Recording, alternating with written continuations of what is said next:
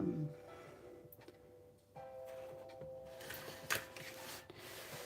So today I am preparing for the Finders Keepers market, which is next week.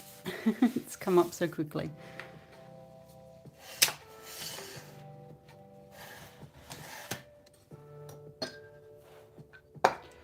I have a few of these blocks to do because I'm not sure. I've never been. I don't know if I'll have enough. I've done quite a few of the landscapes. Some are quite pretty. So I'm taking all of these with me. A little bit nervous, but also very excited. So I'm going to paint on this one here. I did this earlier and I love the results. This is painting straight onto the wood. This is called Hewen. It's a native hardwood to Tasmania. It's beautiful. And that's part of the reason I don't want to cover it with paper.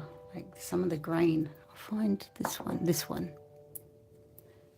I don't know if you can see, but look at how tight that grain is.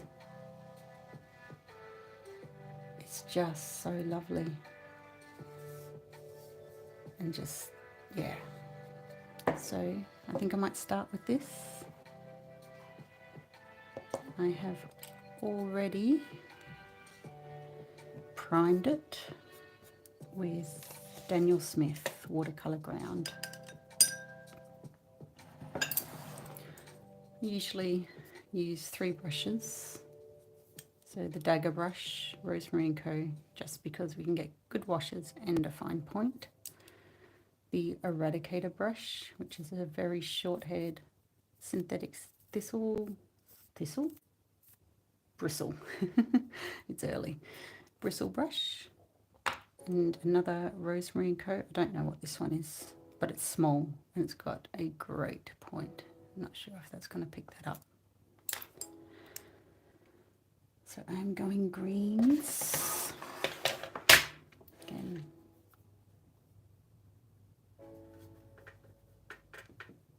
And the sun is shining.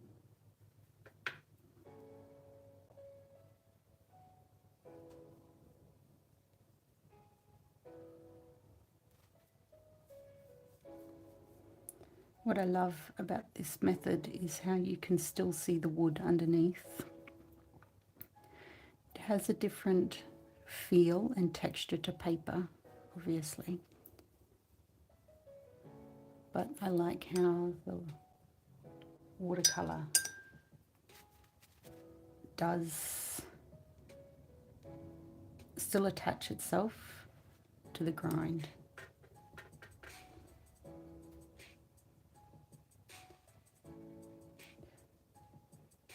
I feel like and it could be just me, but I feel like the washes need to be so much drier than normal, because obviously not being a cotton paper, it just doesn't absorb the water like it normally would. So it's almost like an acrylic feel to the painting.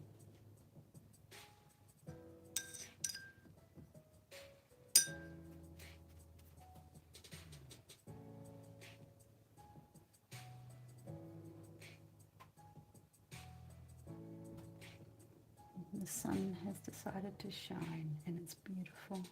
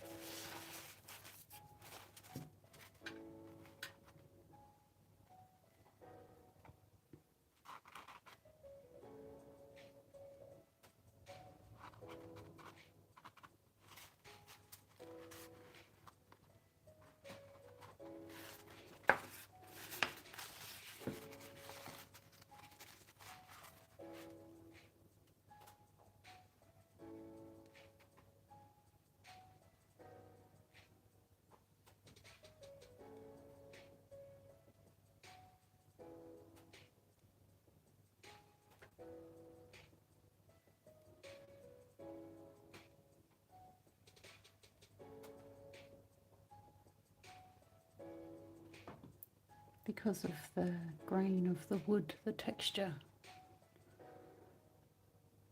is definitely different.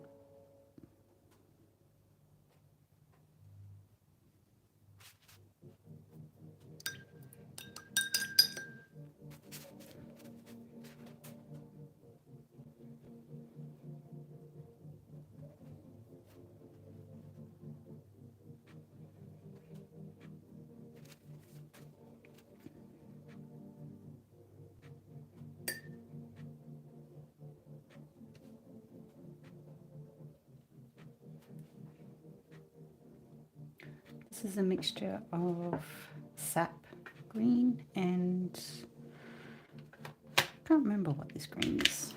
Maybe, oh yeah, olive and perylene green. Yeah, see, all over myself.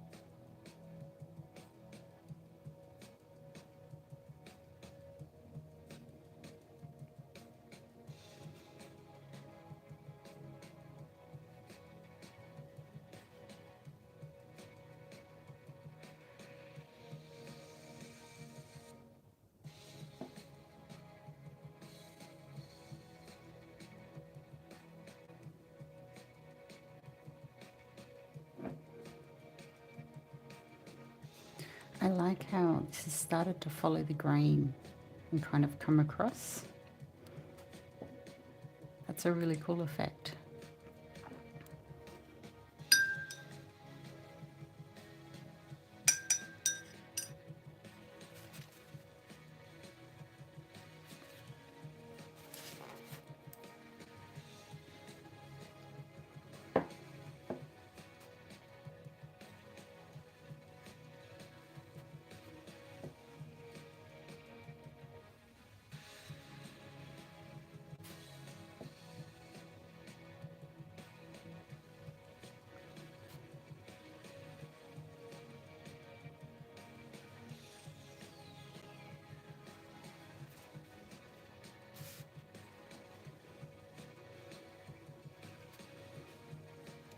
You can see how the bristles have kind of splayed out a little.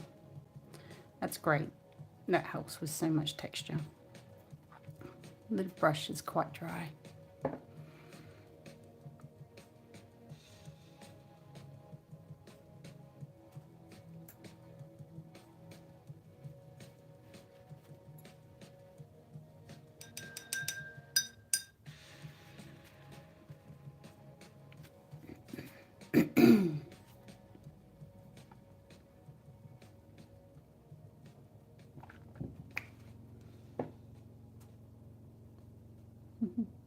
You can hear my washing machine in the background. Funny.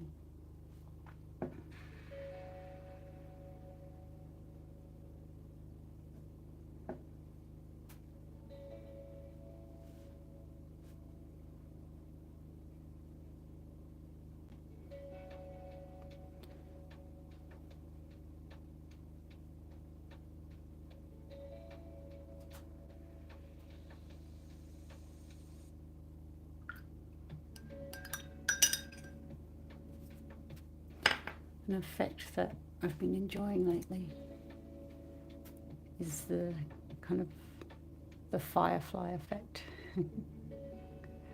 I've been loving how if I get the timing right, I can just very gently put these little bits of colour in, and they spread and they look like the firefly glowing at night. I really like it.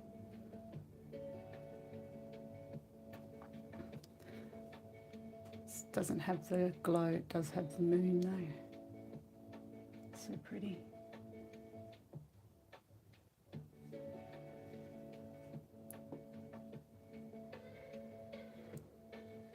This is a similar one. I love that glow.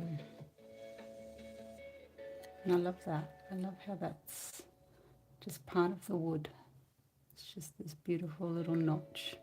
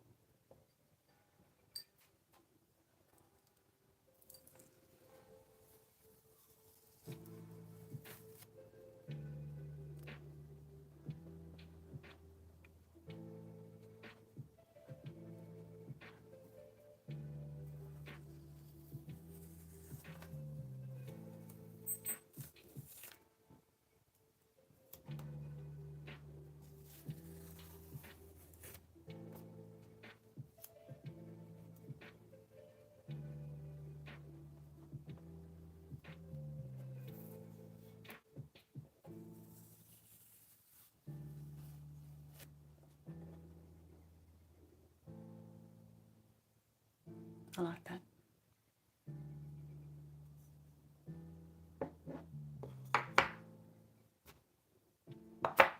I'm going to use the same tape.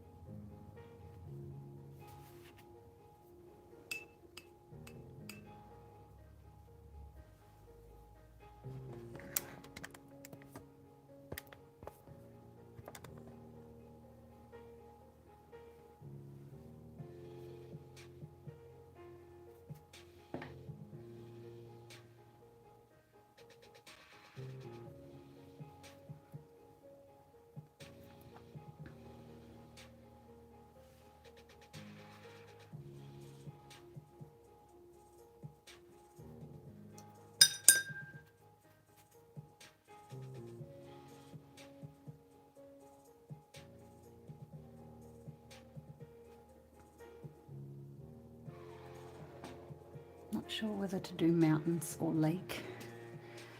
I'm really liking the sky.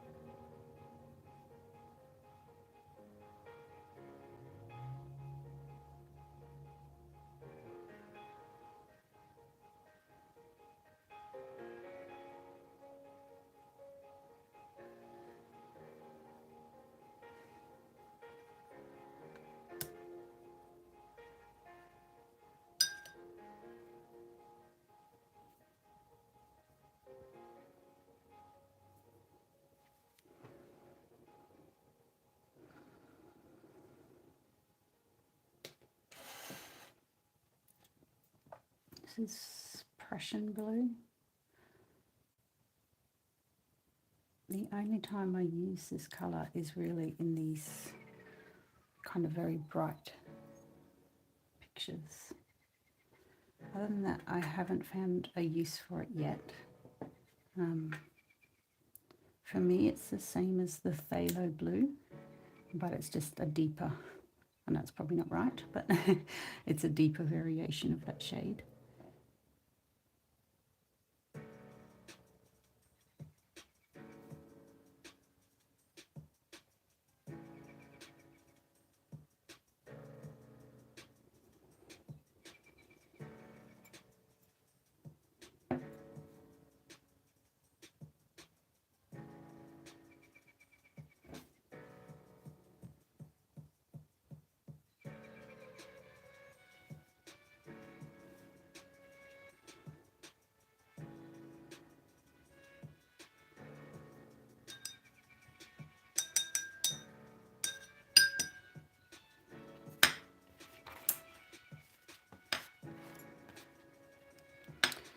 My intention was to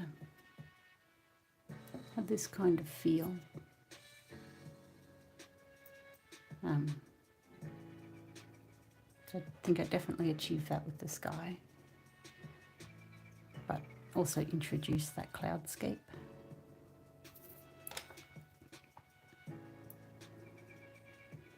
Now I'm just waiting for it to dry a little, because the clouds have texture. I want the headland to be a little more sharp, and so the paper is still too wet to achieve that.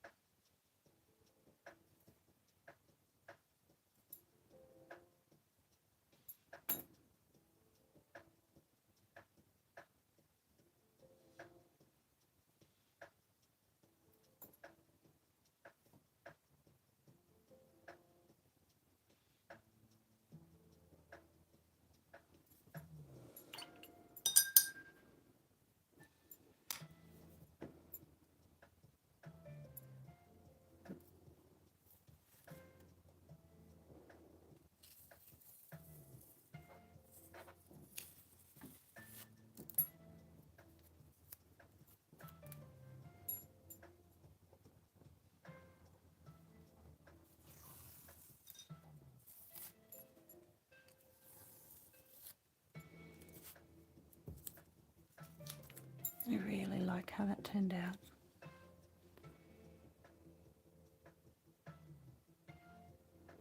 I love the little moon on the horizon. So pretty.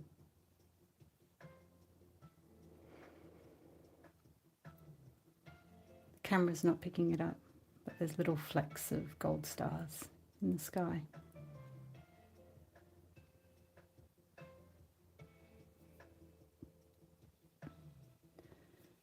So on my market stall, I've done something that I haven't done before.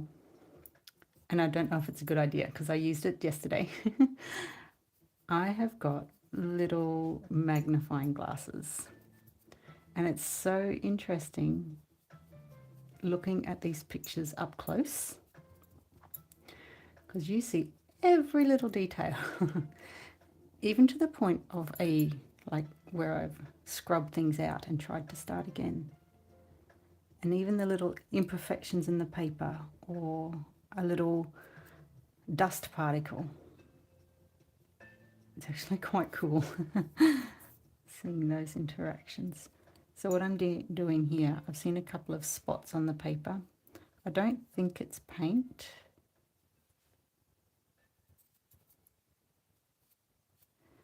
And I'm just using my eradicator brush just to scrub away the area. And the mistake I had made is I already had paint, yellow paint on the brush, so it's slightly transferred to the paper. Able to get it off though.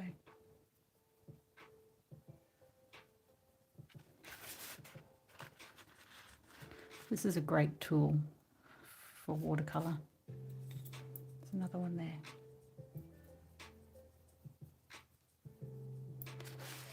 It only works on 100% cotton paper though.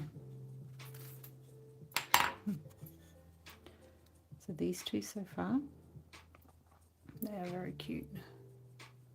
Very similar but not. Lovely.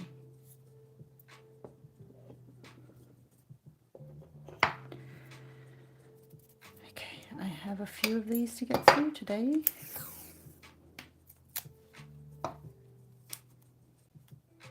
Too short.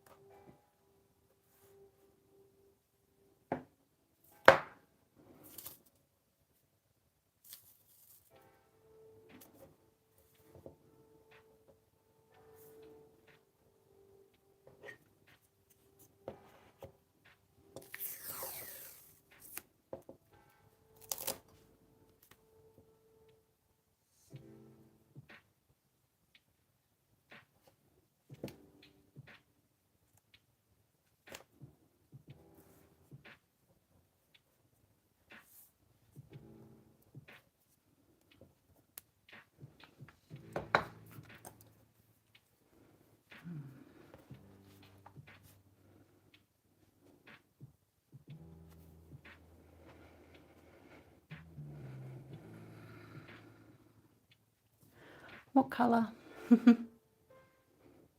If you're watching, what colour do you suggest?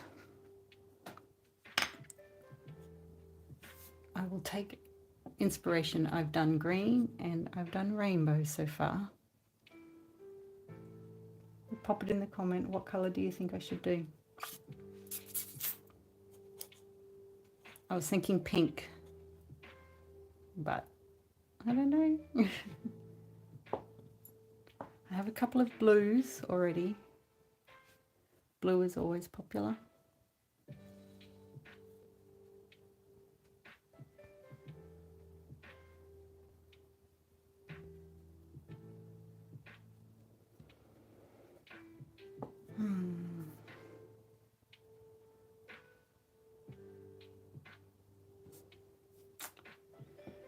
I don't know what colour I should do. I don't know, I don't know.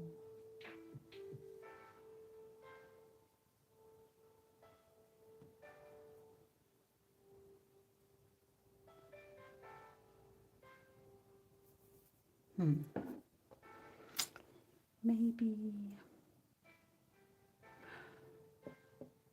I am going to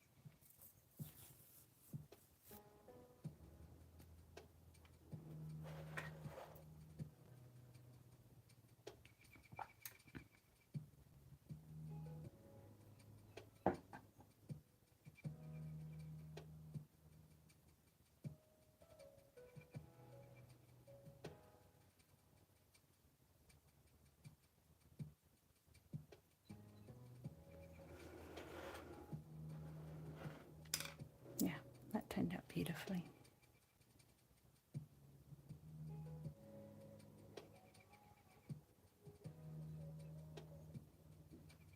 The sparkle is very cool. Thank you, sunshine. Coming out at the right time. You can see some of the sparkle here as well. I'll varnish these today. I don't know why, but I absolutely love this one. There's something about it. It's probably not to everyone's taste, but I just keep looking at this one and I don't know why. Very nice. I'll show you the little collection so far.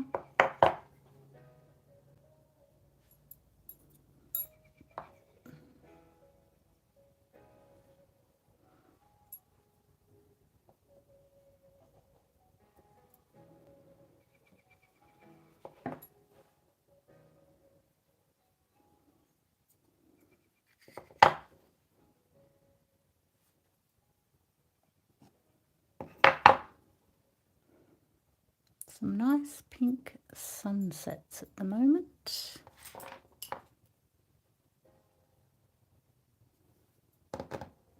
Yeah, I'm liking them.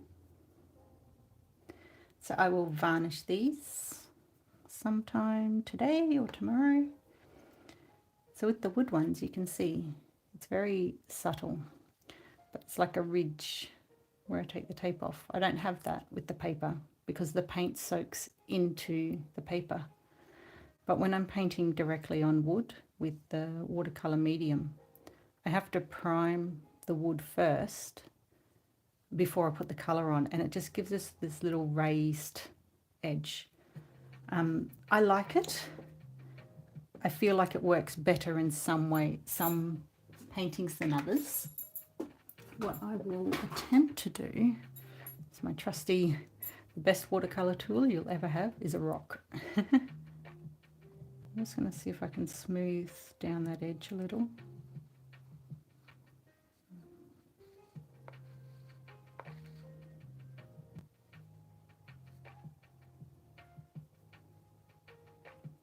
It has improved it. It's funny because it's only this edge of the painting that I don't like. There's the other edge, for some reason it's less defined. It might be the light actually. Yes, Keturah, it is the light. Turn it upside down because now it's the same edge. So that's fine. Alrighty. What's next? I have in me one or two more that I can do. I'm liking the paint everywhere. Even that's pretty. I've been wiping my brush. So many cool things. Earth tones. Now why has this comment only just come up? I'm sorry, Louise. Let's do earth tones then. Yeah. So I've just made a discovery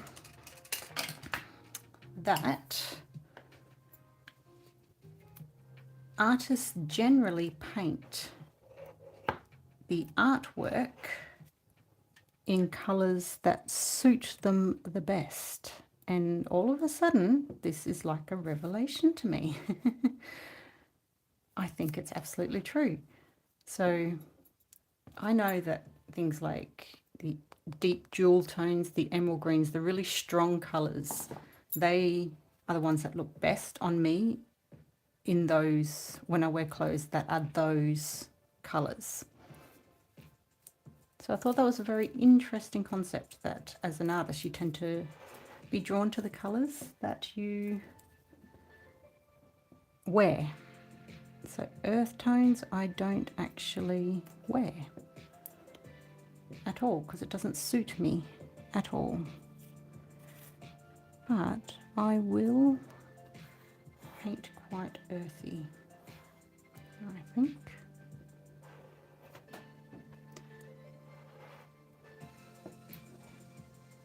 For some reason, I'm sorry, Ah, there we go. We do have, the comments are up now.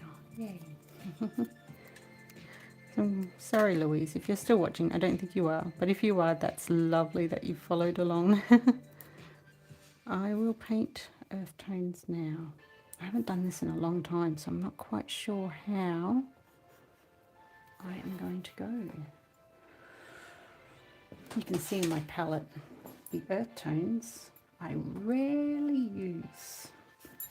The one I probably use the most of is, I think this is raw umber, raw sienna. I use the most of this, and the reason for that is because it's a great skin mixing colour.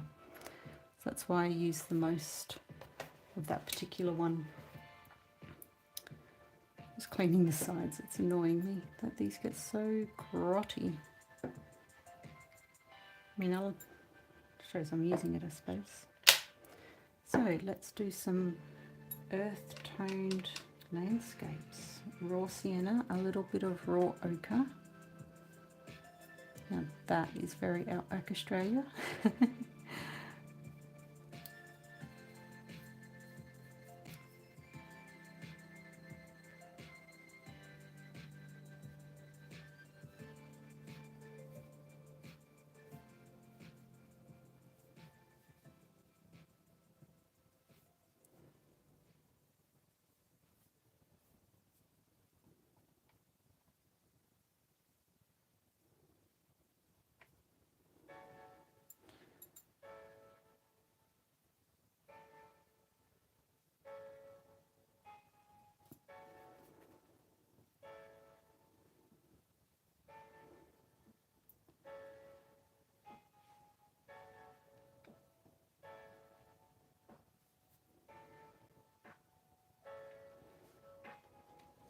Part of the earth tones that I like to include, I think.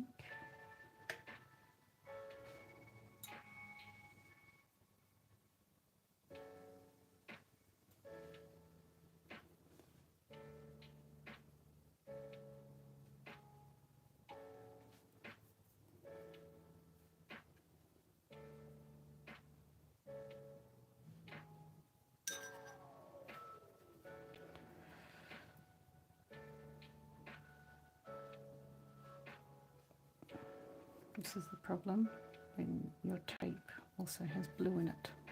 Let's see if I can clear some of that blue off so it doesn't go into my painting and make it green with my earth tones.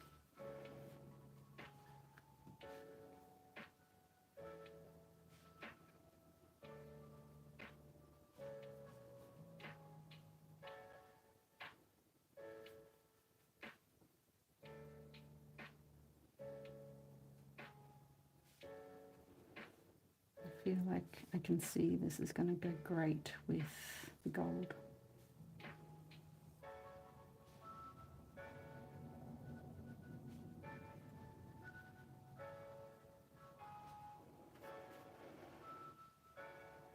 When you're working in the outback, the sunsets, that is next level. Probably because of the red earth and the dust from that is just beautiful.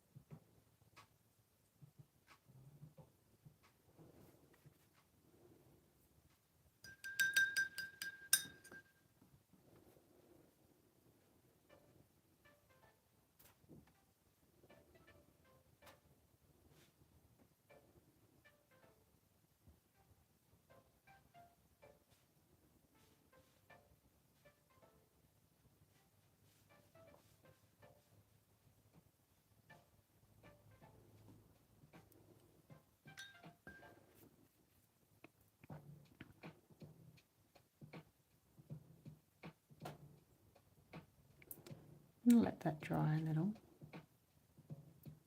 And then go in again with another layer. The reason for that is I paint a lot of landscapes that are very like misted, with that moody kind of atmospheric feel. And that's very typical of where I'm living in Tasmania at the moment. It's a very cold region of Australia, probably one of the coldest. And so that kind of atmosphere, the mist and that kind of mood, it suits that colour scheme because that's what you find in winter.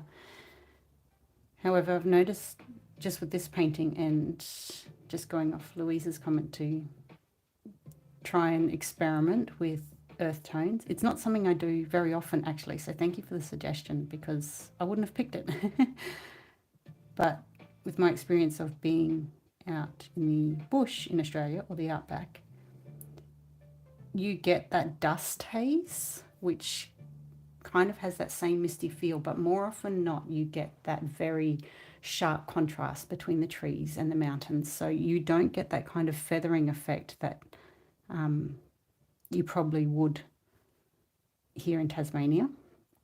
So that's why I kind of started it, and it did feather out because the paper is still wet. And I thought, no, I don't like the feel of that with kind of the mood of these colours. Just remembering my experience of being in the outback. Of course, there's always exceptions to every rule, so but this is just how I'm feeling it in the moment right now.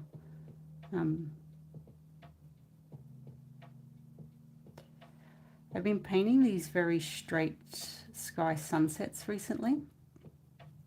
And again, I think this is quite indicative of the season that we're in. We're in autumn at the moment here in Tasmania. And for me, an Australian that's quite used to like a hot, temperate climate, to see 4 seasons is something I find quite extraordinary, to be honest. I grew up in the north of the country where it's 2 seasons, hot, and then hot and raining. So to experience all these amazing colours is something quite special.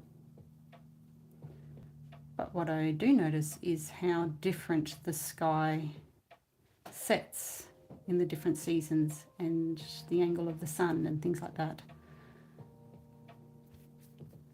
And I've been finding that quite interesting to watch and observe.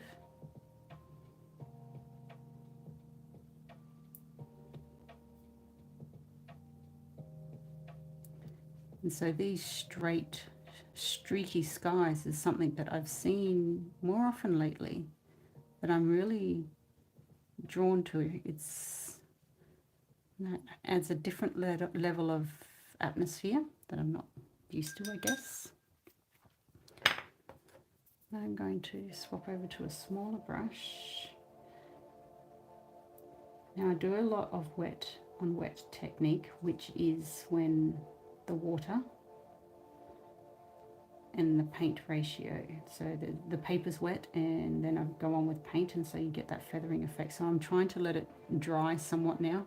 I can still see that it's not dry, so I'm not sure if you can notice it on the camera, but there's still a slight sheen. Hopefully now that the sun's out, the window frame is quite in a way. There's still a slight sheen to the paper. That shows me it is way too wet, the paper, to go in and get those sharp lines that I want. So I'm just going to leave that aside until that fully dries, because otherwise we'll be here all day. And I will tape up. So I often reuse the tape. I won't with this one. I've got plenty of it. It's just a habit I got into when I didn't have the tape always freely available to me, until I bought it in bulk, and now it's wonderful. I can not be worried about running out.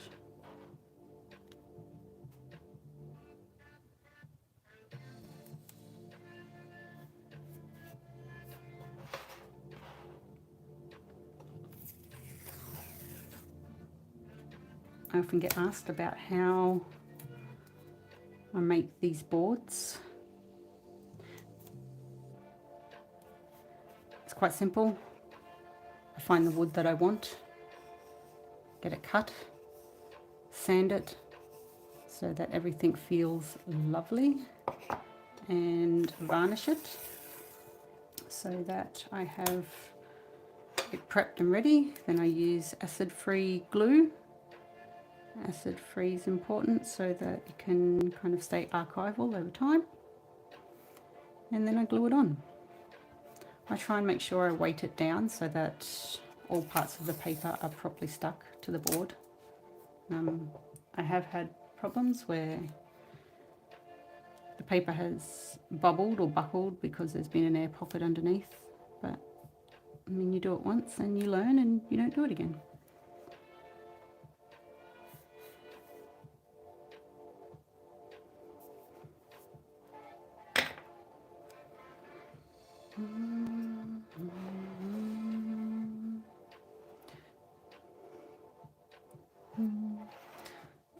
For some reason, I'm going back to these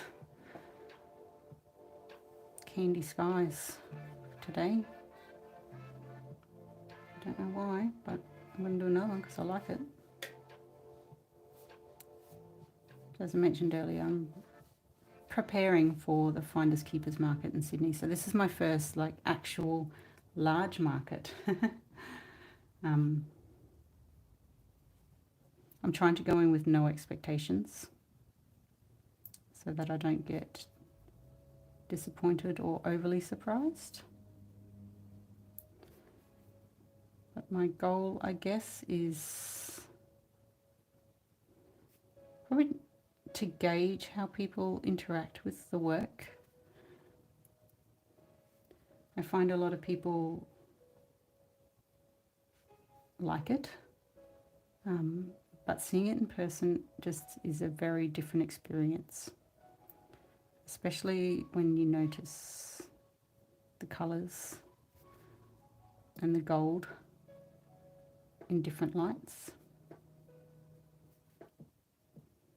It'll be interesting.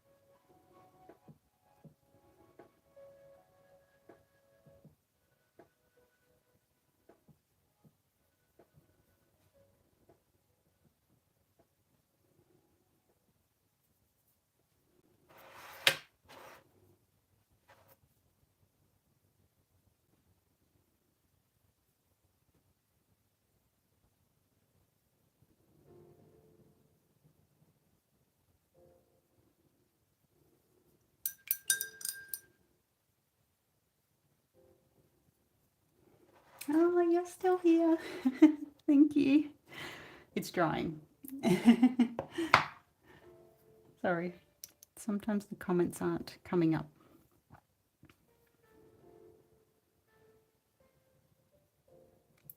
All the way in the UK. What time is it over there?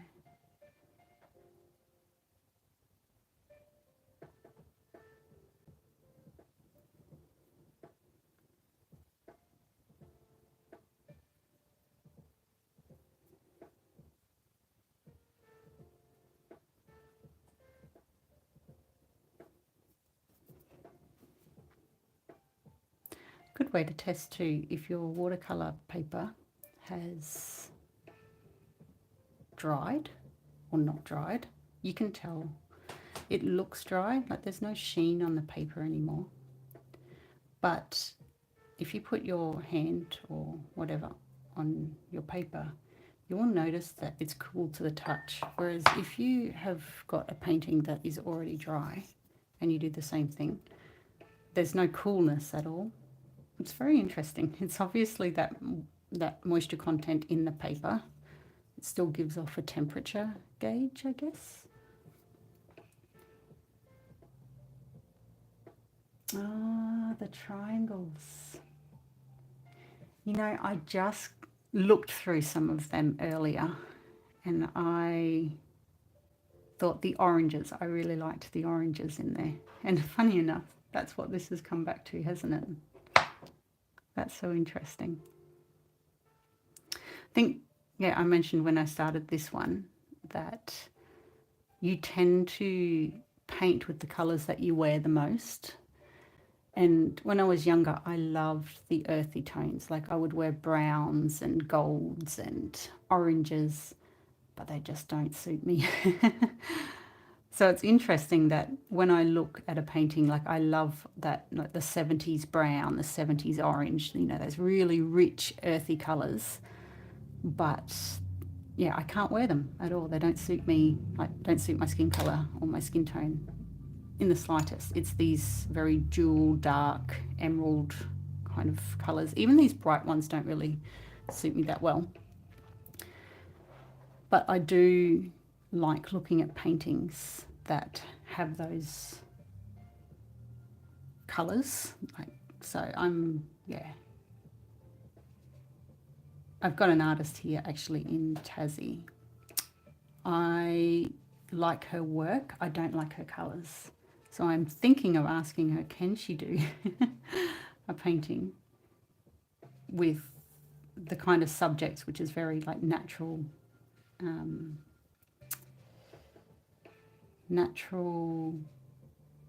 flora and fauna of Tasmania. So like we have a native deciduous tree here called the fagus. It's turning now, and it's got the cutest little leaves. They are the cutest little things. I'm thinking of asking her to do that in the colours that I like, which is the oranges and the browns as part of decoration.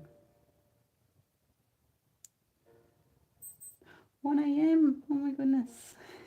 Oh, I hope this is relaxing.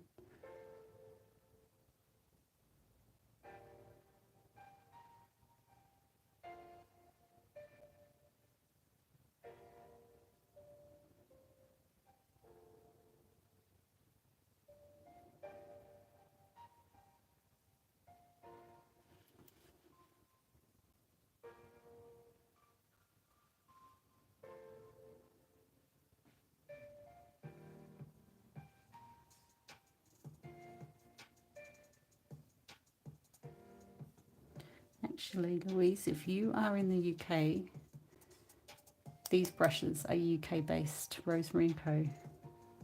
The best.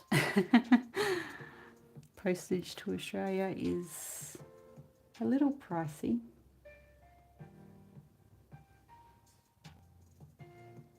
I'm not sure where in the UK that they're based, but yeah, pretty much only use the brushes that they make now.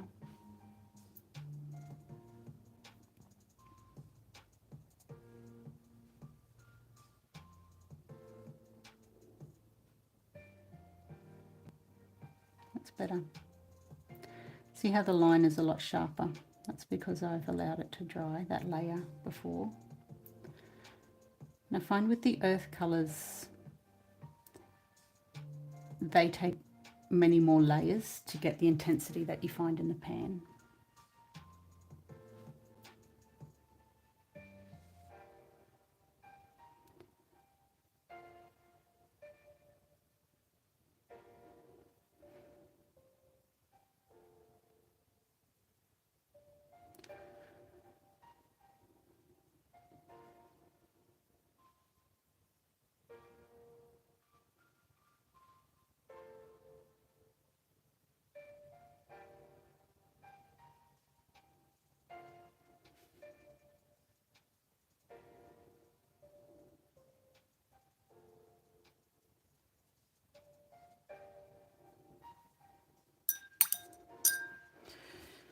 So one thing I'm having trouble with is this bottom section, because I'm feeling very much outback vibes. There's not much water in the outback, so for me it doesn't make sense to have that feeling of water there. I'm just going to try and remedy that situation.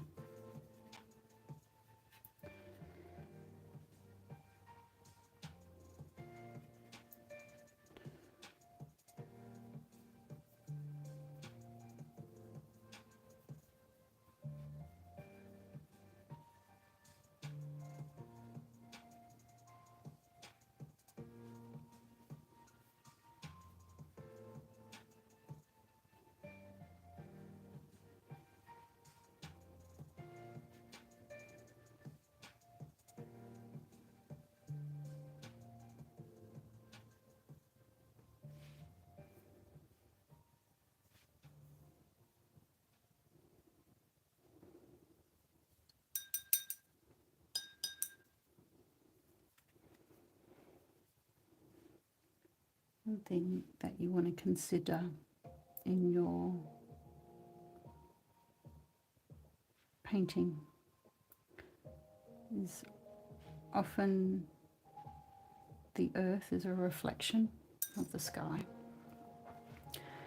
So if you have some colours in the sky, it makes sense to repeat those colours in the earth.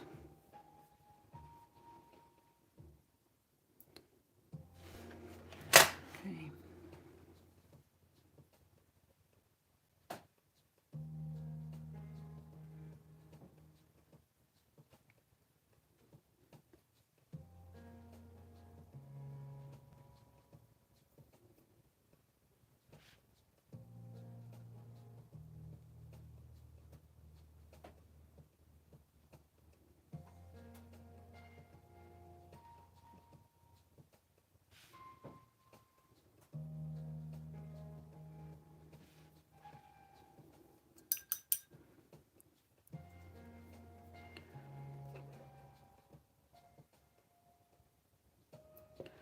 So again, I'm going to allow that section to dry.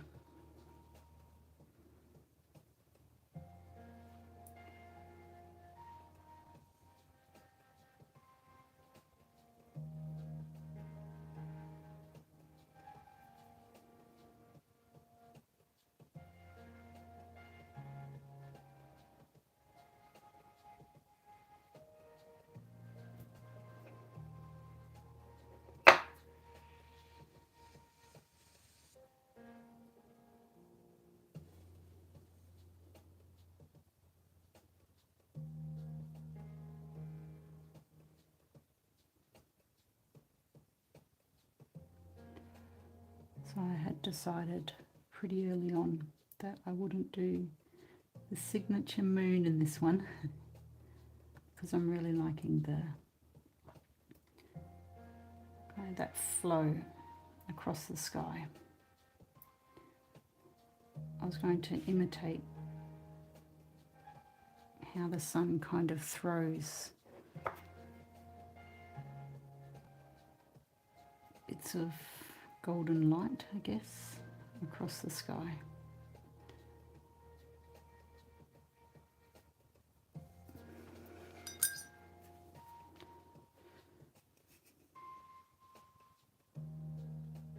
little bit harder to see.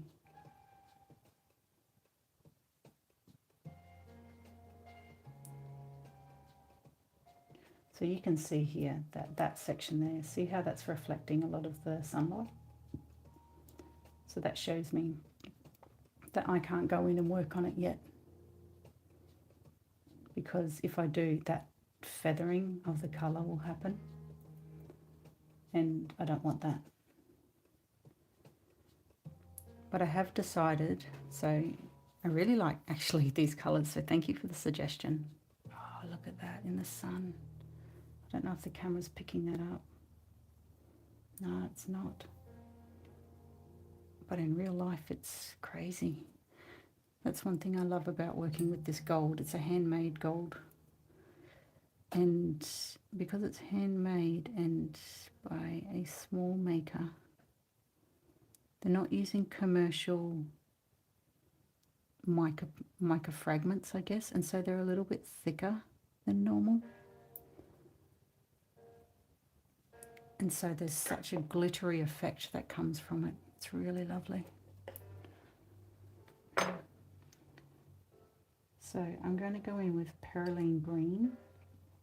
It's essentially a black pigment, but because of the nature of that pigment, it throws a green, like a very deep green kind of hue, which works perfectly with this little scene. You might notice that I've left a very fine sliver of white. These are the things that are good in watercolour not to cover up. It's so tempting sometimes just to cover everything, but it's those little highlights, it's those little tiny details that can really help with projecting mood or projecting depth. So that little bit of white doesn't look like water at all. It's almost got the feel of it being a road near the ridgeline.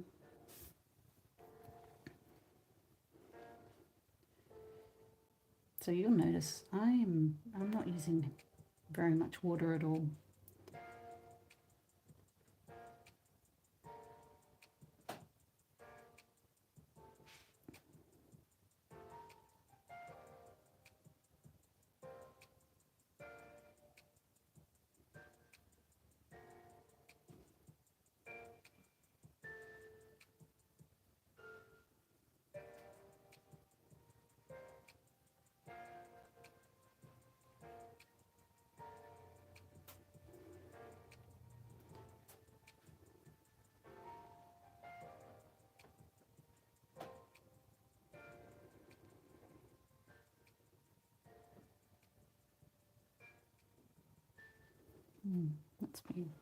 That's worked. That's really lovely. So like I said, I don't want to have that feeling of water in the front. At this stage, it feels like an expanse of land.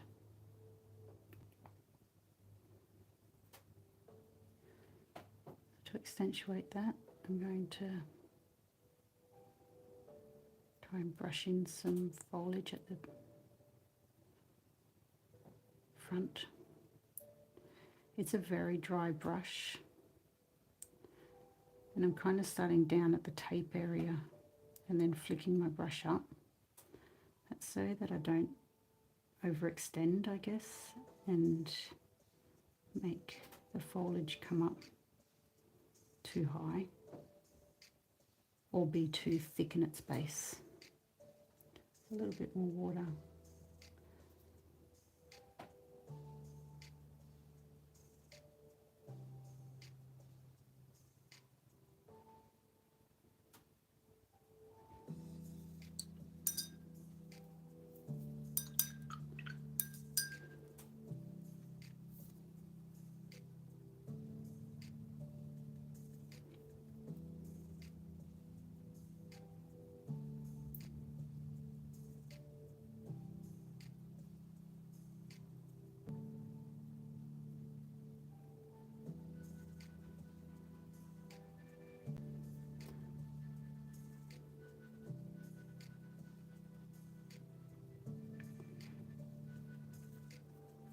Thank you.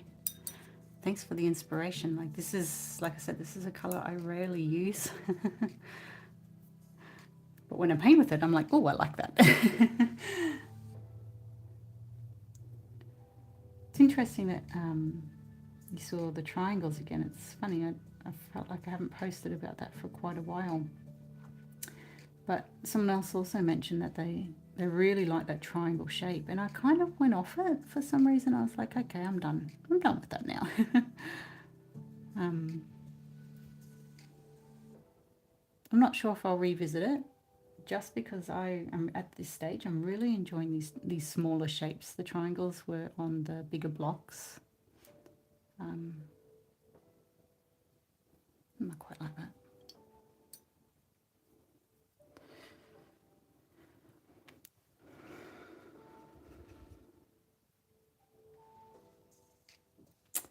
So a decision needs to be made by me now. I love the subtlety of the gold up the top. I might actually try and make it a little bit more subtle. So again, not much water. If I hold it at an angle where I can see the colour, I can kind of tease it out a little bit more.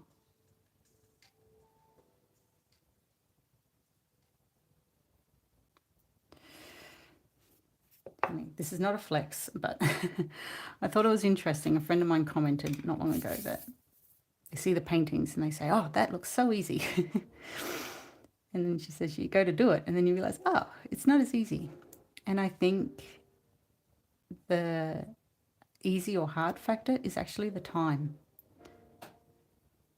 I spend probably more time on it than even I realize sometimes, just to get it right.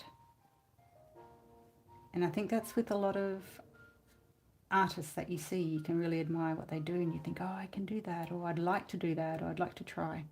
I'm going all in. I don't know if this will wreck it. Let's see. And then you go to do it and you kind of get a little bit frustrated. But what you haven't factored in is the time that they've spent in order to understand how their paint works and how their flow works, and kind of some of the experiments that they've had over the years. And that's what I think you're missing sometimes when you see an artwork that you like. Oh, I like it. It worked. Hang on, let's get the sunlight. Can you see the ridge line is now highlighted in gold? That is cool. Yes. I like that. Thank you for the inspiration. Looks like I'm going to be doing some earth tones again.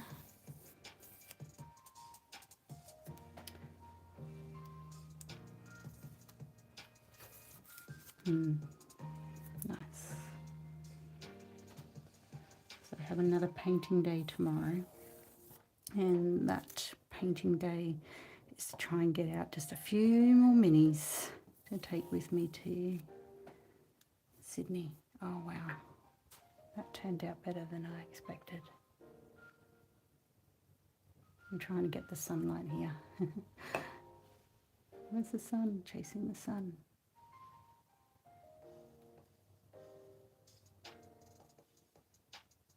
That gold on the ridge line, that's just magic.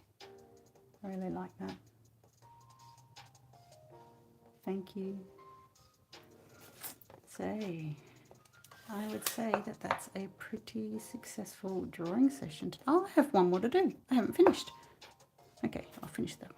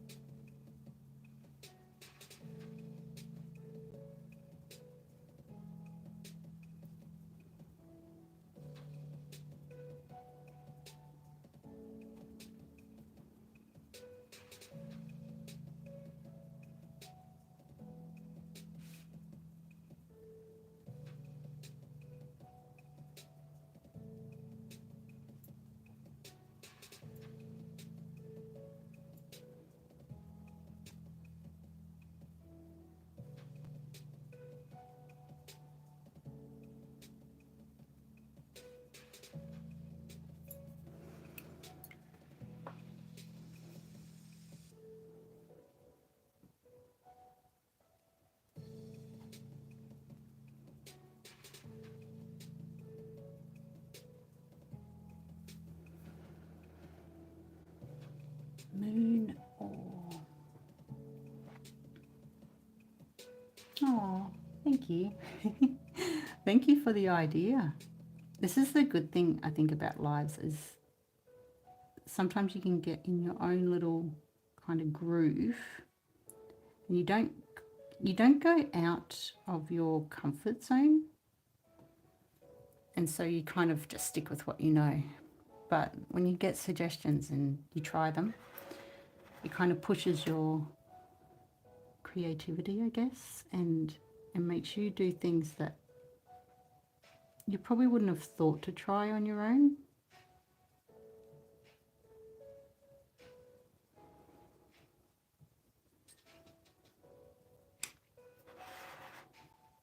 Oh, the moon didn't work. It looks funny. So I'm going to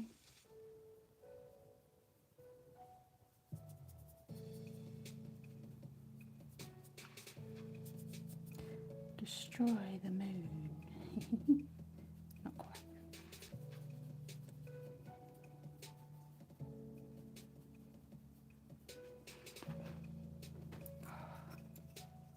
That actually turned out better than I thought. I might have to do that more often.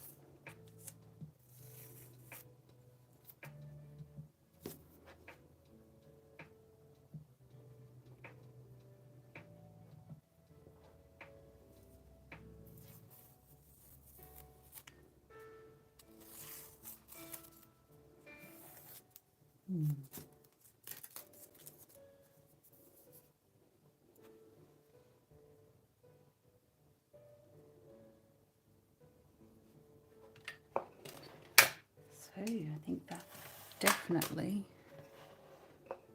was a successful session. Definitely had a theme going here. So how many did I get? I think I got 6. Oh no, yeah, I did get 6. That's lovely. And obviously I am feeling the sunshiny vibes at the moment. That's a little bit crooked.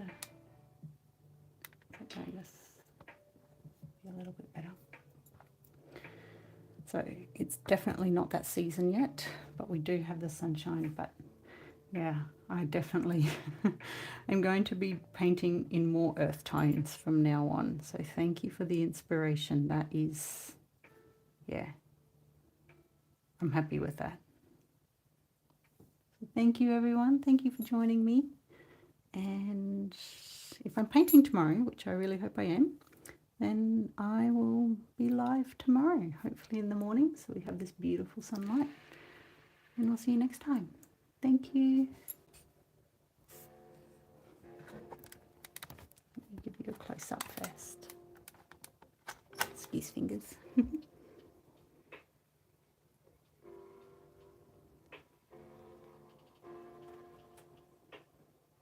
Thank you, Louise. I appreciate it.